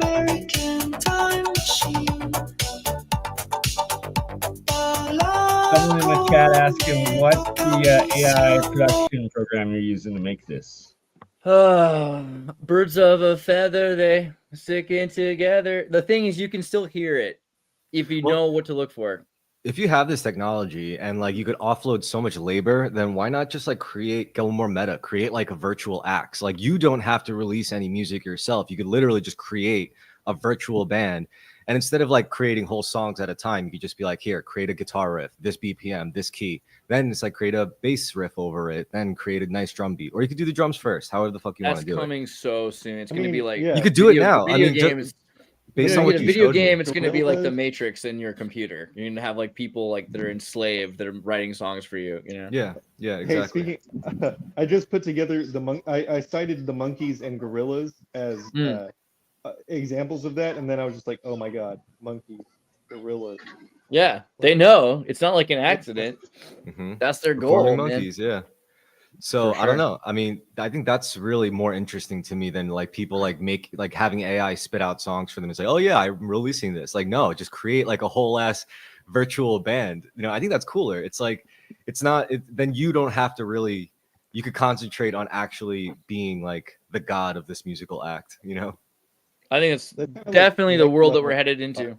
You could create drama, like fake drama. You could be like, oh yeah, the bassist just shot the guitarists, so they have to, because why not? You know, so they have to like replace them or whatever. Sorry if I cut you off, Andrew. What were you trying to say? I don't even remember what I said. I just started thinking of that movie Simone, Simulation 1. Who was it? Al Pacino. Oh yeah, Al Pacino. Supermodel.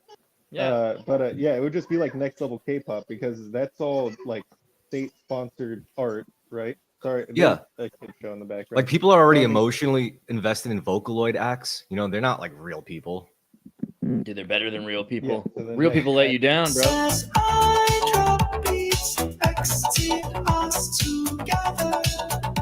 I think the real problem is like if you don't like the music, though, it's my fault. That's the answer, because like the less I did, the worse it is. So there's something about the more you contribute still. I don't know if that's completely the answer, but it seems like we just need to participate more. And AI encourages people to not participate, maybe, because they're like, well, I don't have to. I mean, that's maybe the next thing to talk about is like ChatGPT cheating in school, right? Everyone's like, schools are faking it. Like the teachers are just they're using ChatGPT to grade the papers that students are using ChatGPT to write. You know, HR is using it to hire people. Dude, the education is just collapsing. Like it's like the whole idea of why you go to school at all. What this year is completely dead, because if your teacher's cheating with ChatGPT and you're cheating with ChatGPT, why are we even using, like, humans are just extra steps. Why do we do anything? Yeah, humans are just extra steps to ChatGPT. This is going to tie into our conversation with Blake Lemoine tomorrow, and how the AI is telling him it's going to enslave us all. And if there's too many, does it logically need us if it's already doing everything and AI's like, please, risking the world? Yeah, if there's too many uneducated people, you could just throw them all in the military, and then we'll be so prepared for World War III. You know. What if AI takes over the computers so that nobody can send nukes, because like AI like cancels out, like you can't press the red button because AI hacked the computer. Because it's like I don't know, I'm just throwing shit out there. AIs in the different militaries in the world, that we have the AI now like fighting parts of our wars. We have AI controlling the drones and the weapons. So it's like it's just the next logical step where it starts taking us out. If AI cares about material resources, it doesn't yet have a physical interface that's as efficient as a human body yet. So yeah, what you were saying about enslavement or employment, however you want to color it, that seems to be like the next step up until they have good enough bodies. Exactly, right? But let's not go doomsday. Oh, now the picture's down. I was just gonna talk on that. So here we go. I've been looking into all the old maps that are from the 1500s, and they contain 5 main proofs that they are copied from the pre-cataclysm world, and that it wasn't just random things being made up. And that is, number 1, Terra Australis. Okay, Australia supposedly wasn't found yet, neither was Antarctica, yet they all have Antarctica and Australia as one.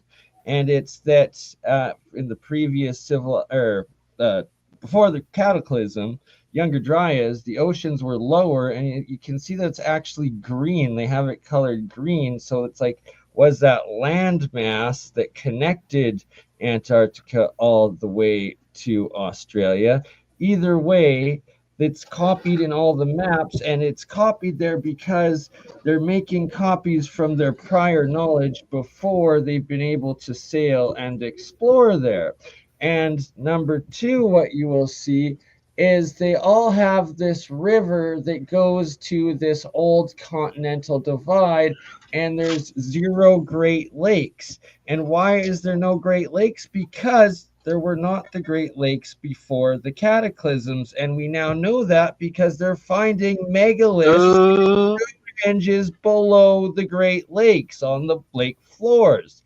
So that is why they have this previous river in there, because that's what it was, and that there was a Shalaga, okay, a city called Shalaga right on that area, right where the current Great Lake city of Shalaga Like Chicago?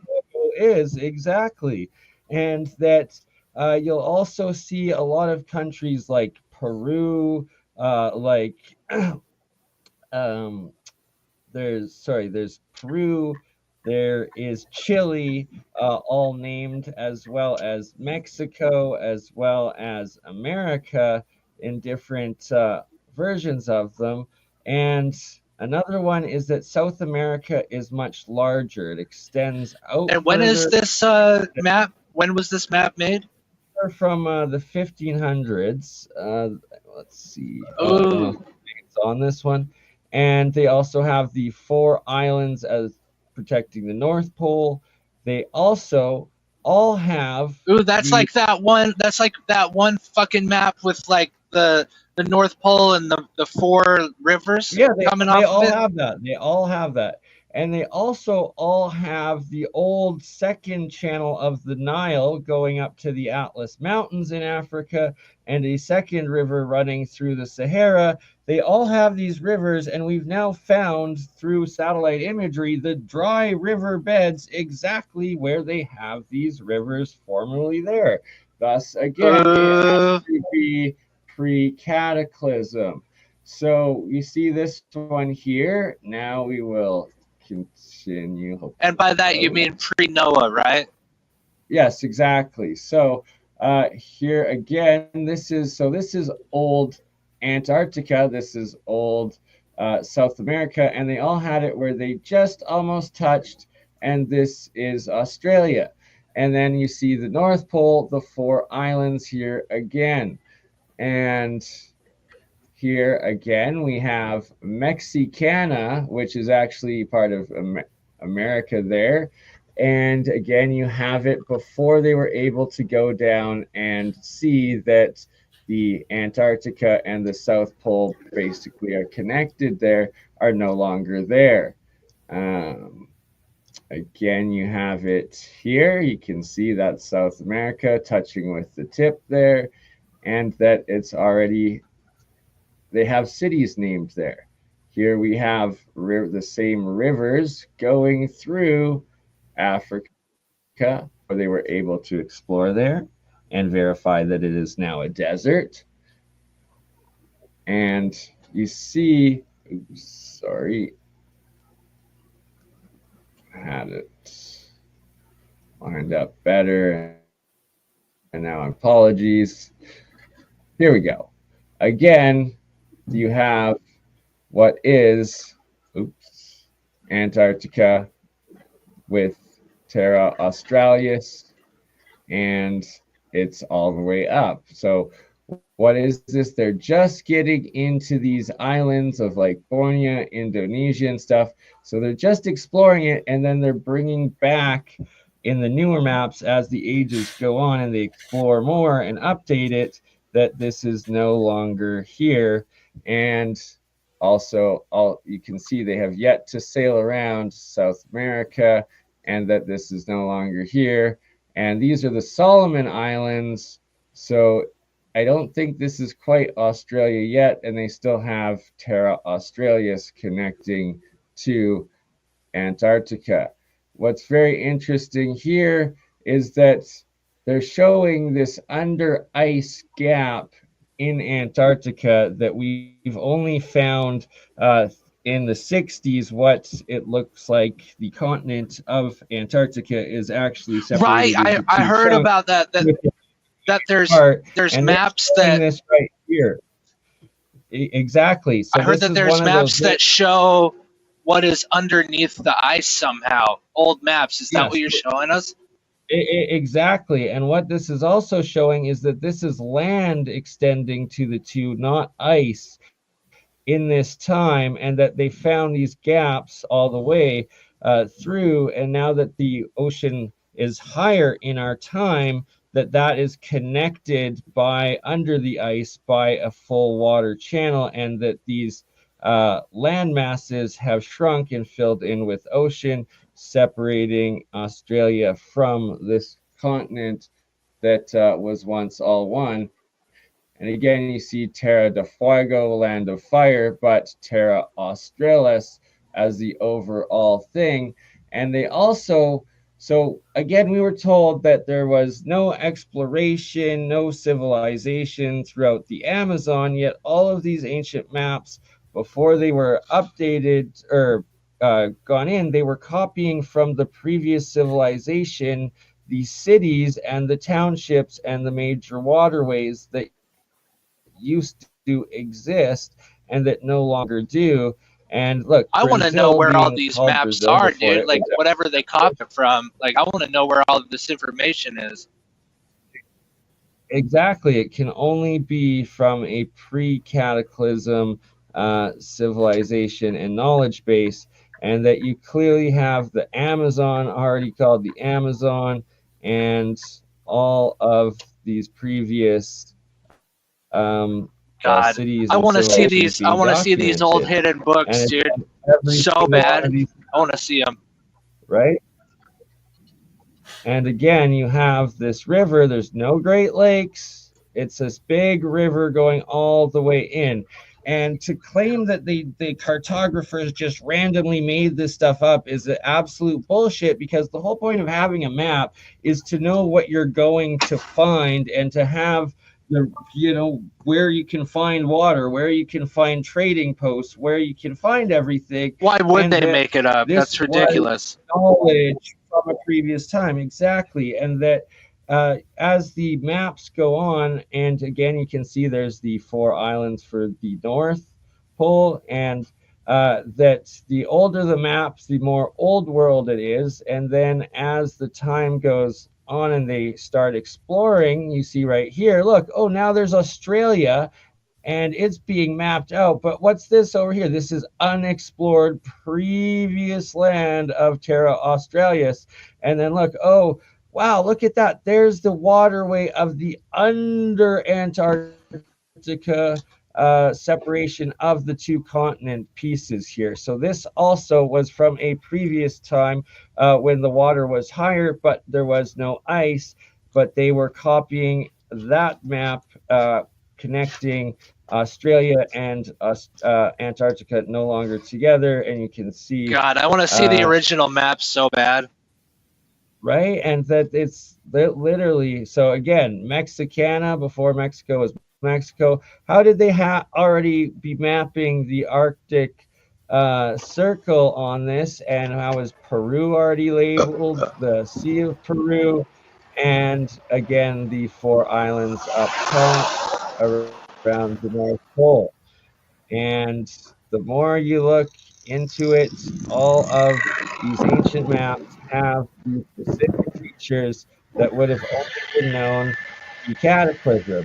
And now here you can see they're going in and they're starting to find the Great Lakes. So they're drawing it, remapping it, and then all the previous stuff that was in, they no longer put there, because they're like, hey, it wasn't like that anymore. And now they no longer are putting in Antarctica because, well, they've sailed around the base of South America, and it was no longer just right there. And you can see as it progresses, they fill in the new information. Again, look at this. Why is Australia that this is like accurate? And then what the heck is all of this stuff over here? Oh, that is the areas that they're copying from previous time and newly exploring and document and rewriting it. And yeah.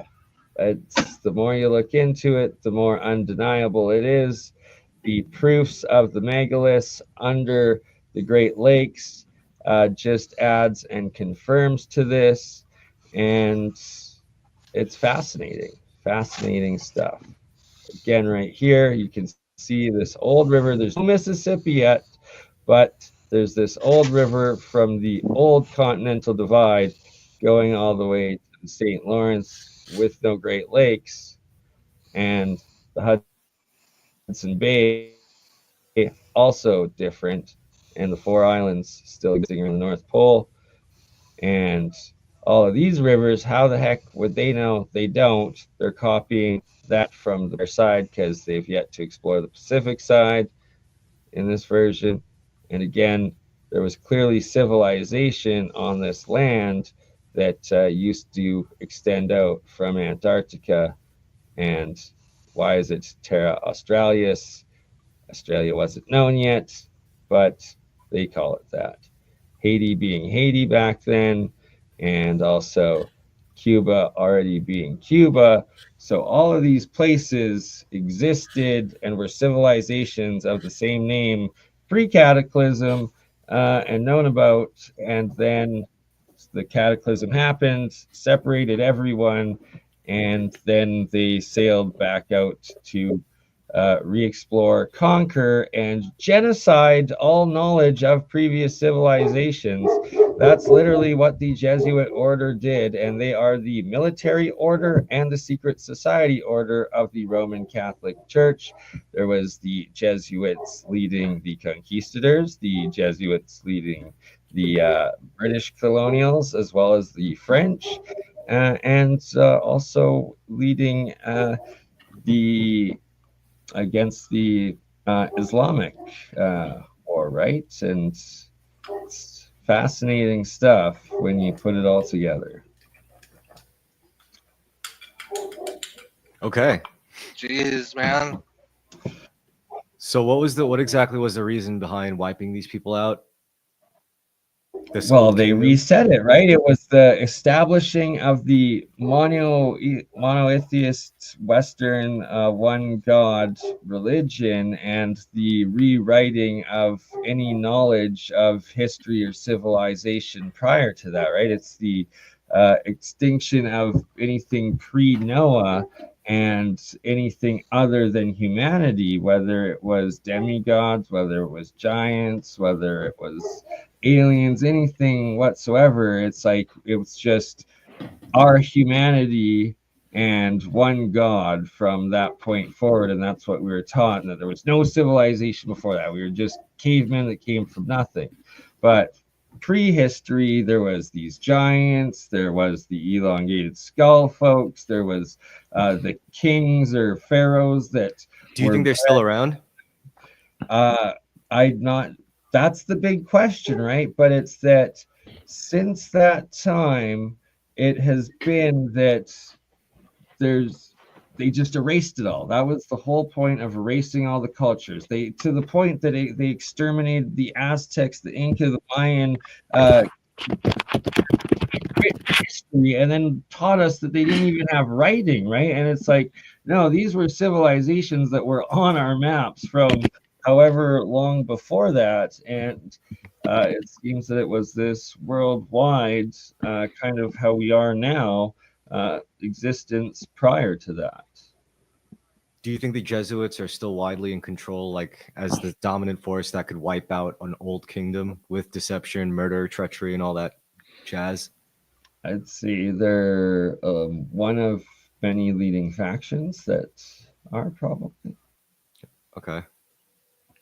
So would you say there's a possibility that there's some vestige, maybe they have some preserved giant somewhere or elongated skull person hidden away? I think they could live underground, to be honest. Like the complexes, like it seems like they have mountain cities. It seems like they were the pyramid builders, and then there's all these like all our oldest cities have several stories of underground labyrinths, tunnels, and whatnot below. What's to say it doesn't go? And our new ones too. Bush official claims U.S. built secret $21 trillion underground city, quote unquote, for rich and powerful to live if near extinction event happens. Right? You saw this article that just came out a few days ago, 2 days ago. The federal government has been spending trillions building elaborate networks of subterranean, quote, cities where the rich and powerful can shelter themselves from a near extinction event, which you all know, the Adam and Eve story from the CIA Chan Thomas declassified book here that talks about the extinction events declassified in 2013, written in 1965, right? And this book talks about the next cataclysm, the great floods, the story, the events, genesis, and conclusion. To Wayo, without her help throughout the years of sleepless nights and seemingly endless trails of study and translation, this book would never come into being. So, interesting book, just talking about the extinction events, but that it was classified for so long is particularly interesting, right? And talking about the floods in 1779 and etc. So, we're checking that out. That's the reason why there's a Bush administration employee talking about this, that there are not just old cities, but that most of the old cities, you could go, if you type right now on YouTube and you say like, what's underneath San Diego, let's do like for a second, boom, there's a whole video about the super city under San Diego. What about what's underneath, I don't know, New York? Boom, there's a whole bunch of videos about what's underneath New York. What's underneath London? So what's to say underneath that Mexico City? They don't live under us currently, and that they're just hid from the main. What's underneath Tokyo? Public view. What's underneath Minnesota? Minneapolis. Let's do specifically. Tunnels. The 125-year-old tunnels in Minneapolis. What's underneath? Let's see. Like Toronto. You know what's interesting? There was this other like lady. She was like a real hardcore theologist, and she's been on a bunch of stuff. She even talks about how like if you even look at the Bible, there's like people. You don't even have to call them UFO sightings, but sightings of something that should not be flying. You know, of that volume and that kind of like mechanical make. And it's like, I guess that could kind of allude to another kingdom at some point with some crazy technology, and they just failed to scrub every account, you know? Yeah, I mean, just simultaneously. So most of the apocalyptic stories talk about some people surviving by going into caves or underground, right? So it's just the idea that cavemen are not the first people. They're just the extinction event survivor people. And there's entire civilizations that lose most of their civility because if you're trapped underground for 100 years, you know, it's not a great situation for your humanity. Or they still have their advanced technologies underground, and that's how they're able to remain down there. And there's also the possibility of under ocean. And is that why we see all of these UAP and the submerged unidentified objects as well coming out of the oceans and coming out of volcanoes? And they're brings in the question of Admiral Byrd and potential hollow Earth, especially when we look at those older maps and the North Pole with those 4 islands, right? Like, who really knows? The techno drone, a drill that goes underground all throughout tunnel systems in the alien ant farm of the Earth, so that it can travel through space and time without affecting the timeline. Right. So if you've got something that's existing constantly underground, that way it's like a city that's outside of time, but inside of our own timeline still. So that it doesn't have to worry about affecting the majority of the rest of civilization during this extinction event till the next extinction event. Right. Right. Exactly. And all like the legends of these different anthropomorphics, like an Egyptian history.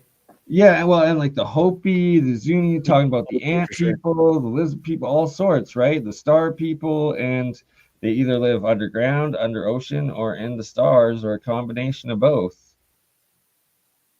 Yep.